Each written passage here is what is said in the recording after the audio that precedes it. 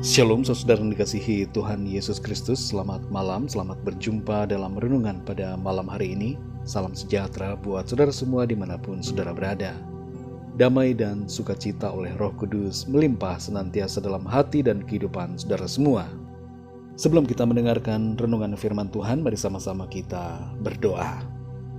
Bapa kami yang di sorga, Bapa yang sungguh sangat baik, Bapa dalam nama Tuhan Yesus Kristus, kami bersyukur karena anugerah pertolongan Tuhan, pimpinan-Mu di sepanjang hari ini. Terima kasih untuk hikmat dan juga sukacita, damai sejahtera yang selalu Tuhan limpahkan dalam hati kami. Kami bersyukur untuk malam ini, kembali kami diberi waktu untuk mendengarkan sabda-Mu. Urapi kami ya Tuhan, berikan pengertian untuk dapat memahami akan kehendak-Mu. Dalam nama Tuhan Yesus kami berdoa. Haleluya, amin. Saudara yang dikasihi Tuhan, ayat renungan kita pada saat ini terdapat dalam kitab Pengkhotbah pasal yang ke-7 ayat yang ke-10.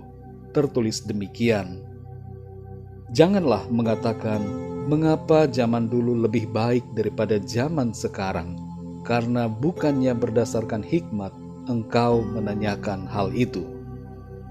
Saudara yang dikasihi Tuhan, di India ada banyak hal yang unik dan aneh. Salah satu yang sangat unik dan benar-benar berbeda dengan negara lain adalah soal kaca spion mobil.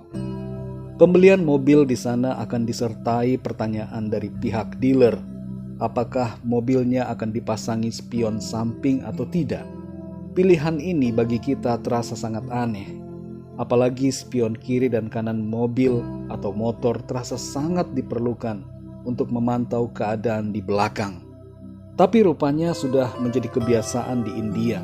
Kendaraan tidak mempunyai spion. Hal ini disebabkan karena banyak jalanan di India yang sempit.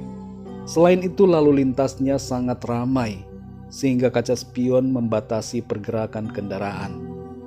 Namun saudara, hal ini ternyata bukan saja terjadi di India.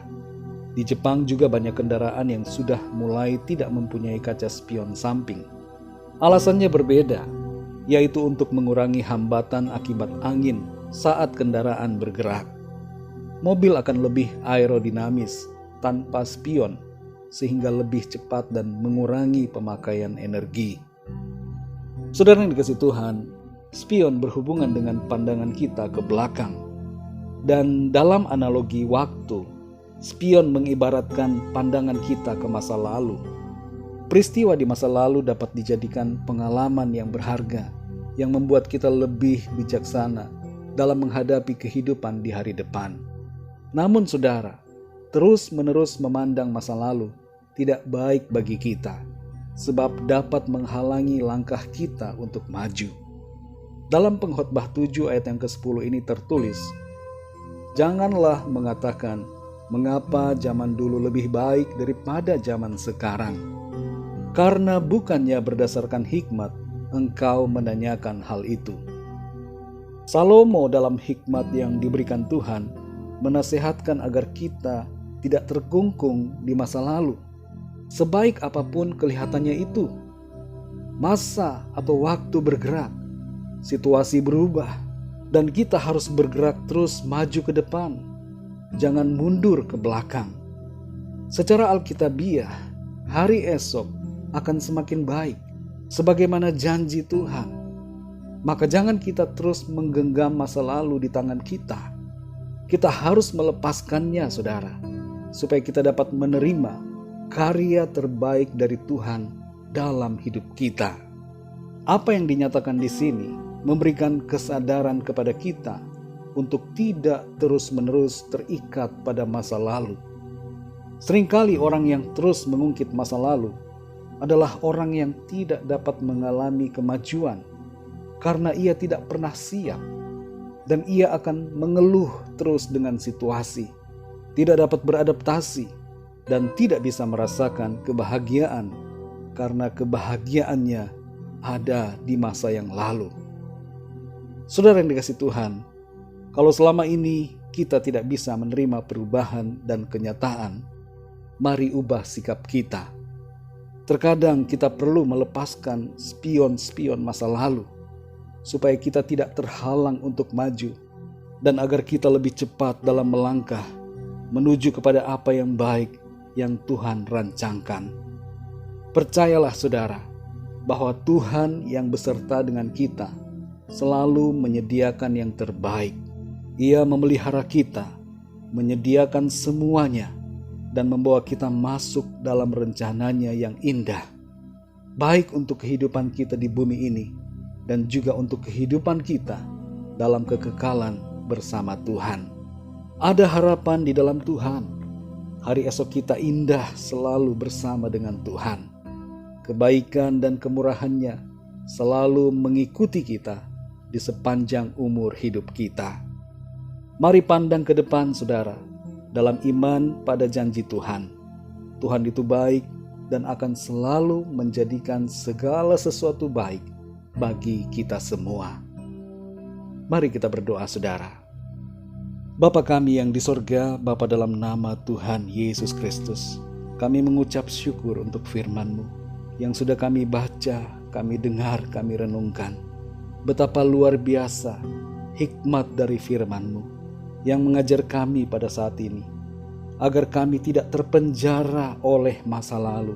Kami tidak lagi memandang masa lalu dan terus mengungkitnya dalam kehidupan kami di masa kini, tapi agar kami bergerak maju, melangkah dalam pimpinan Tuhan. Hari esok kami indah di dalam rencana-Mu. Tuhan menyediakan yang terbaik bagi setiap kami yang percaya dan berharap kepada Tuhan. Terima kasih ya Tuhan. Kami bersyukur hari ini kami dilepaskan dari segala belenggu, ikatan pikiran masa lalu yang menghalangi langkah kami untuk maju di dalam Tuhan. Tolong kami ya Bapa, supaya kami dapat mengikuti setiap perubahan, beradaptasi, tidak mengeluh, tidak takut, tapi percaya bahwa tangan Tuhan selalu memegang kami dan menuntun kami dalam kemenangan. Berkati dan lindungi kami ya Tuhan di sepanjang malam hari ini. Lingkupi kami dengan kuasa dan kasih-Mu. Kami berdoa bagi yang sedang sakit dalam pergumulan. Kami percaya tangan Tuhan melawat dan menolong setiap kami. Yang sakit Tuhan sembuhkan, yang lemah Tuhan kuatkan, yang sedang susah Tuhan hiburkan, dan yang dalam pergumulan Tuhan berikan jalan keluar. Kami percaya ada kemenangan, ada solusi yang terbaik karena Tuhan menolong kami. Berkat damai sejahtera, kasih karunia Tuhan senantiasa berlimpah dalam hidup kami. Dalam nama Tuhan Yesus Kristus, Tuhan dan Juru Selamat kami berdoa dan mengucap syukur. Haleluya, amin. Puji Tuhan, saudara yang dikasihi Tuhan, saya percaya firman Tuhan menjadi berkat dan kekuatan buat saudara semua, dan Roh Kudus akan menolong saudara untuk terus melangkah, memandang ke depan dalam iman pada rencana Tuhan. Tuhan Yesus memberkati saudara semua. Sampai jumpa dalam renungan yang berikutnya. Haleluya.